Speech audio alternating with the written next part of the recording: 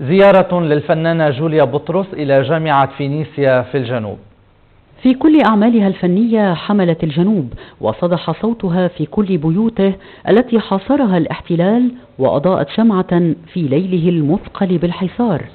جوليا بطرس الجنوبية الهوية والهوى حلت ضيفة على جامعة فينيسيا في الجنوب بدعوة من مجلس أمناء الجامعة بحضور عقيلة رئيس مجلس النواب رئيسة الجمعية اللبنانية لرعاية المعوقين السيدة رندا عاصي بري، وزير التربية الياس بوصعب، مديرة الجمعية اللبنانية لرعاية المعوقين السيدة ريم مكي حدارة، ورئيس جامعة فينيسيا الدكتور عماد زبيب.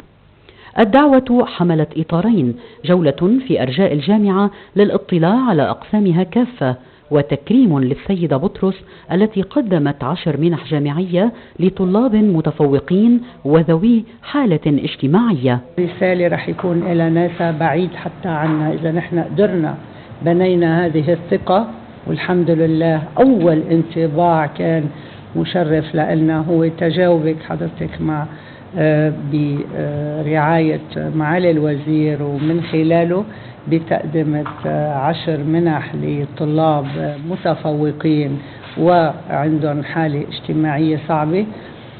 رح نقول لك انه هاي رح تكون مسؤولية كبيرة علينا ورح يتحملوها الطلاب كمان لسببين. السبب الأول أنه هاي كانت فرصة لهم لحتى ما يفكروا بالصعوبات اللي مش رح يقدروا يكفوا علمهم فيها.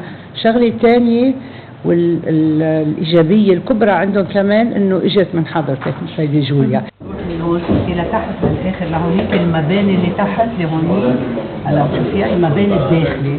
الزيارة شملت جولة في أرجاء الجامعة، حيث كان شرح من السيدة بري عن الأسلوب والنهج المتبع في الاختصاصات والأقسام الإدارية والأكاديمية، والتي تراعي متطلبات العصر من اعتماد التكنولوجيا التي تؤمن احتياجات الطلاب من العلم والبحث وفق أحدث الطرق والأساليب المتبعة في أرقى الجامعات العالمية. حقيقة اندهشت لأنه ما كنت متوقعة هالضخامة. هيدا بيبين أنه في الجامعة إلا تقل أكاديمي وتقل علمي وشاغلين يعني شاغلين عليها. هيدا من برا الانطباع الأولاني للهيكل، بس وقتها كمان فتت وسترندا عملنا جولة نحن وياها على الكليات الموجودة بقلب الجامعة. بكرة بتأمل انه رح يكون في اعداد كتير كبيرة رح تجي من المنطقة وممكن من خارج المنطقة، ومثل ما طموح سترندا انه يمكن يكون في طلاب يجوا من مختلف الدول العربية ومن العالم، وليش لا.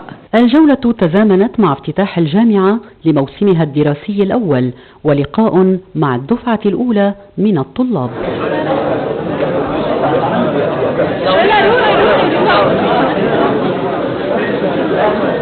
ولقاء بين السيدتين بري وبطرس مع الطلاب الذين حصلوا على المنح الجامعية. يعني الست جوليا بنت لي أمل جديد، وأنا إن شاء الله بس أكبر وأصير بمقامها تقريبا بدي رد الشيء اللي هي عملته معنا وفرح قلوب عالم، لأنه هي ما فرحتني بس أنا فرحت أهلي، فرحت عائلة كاملة، وأنا تعلمت منها الإنسانية. بالنسبة لإلي كل إنسان بيتعلم كأنه حمل بارودة وقاتل وقاوم ودفاعا عن هالأرض ولبناء هالأرض وتطوير هالوطن ونهضة هالبلاد هيدي لإلغاء الطائفية ولا محو الجهل والفقر وإلى آخره. بالنسبة لإلي العلم هو رائد، يعني على الليحة بيجي بالمراتب الأولى لمقاومة كل هالأشكال اللي قلت لك عنها. من جهة أخرى زارت السيدة بطرس مجمع نبيه بري لرعاية وتأهيل المعوقين في السرفند، حيث كانت جولة في أقسام التربية المختصة، العيادات، المشغل والعلاج الفيزيائي، واطلعت على الخدمات التي يقدمها المجمع لذوي الاحتياجات الخاصة على مستوى التأهيل الجسدي والتربوي.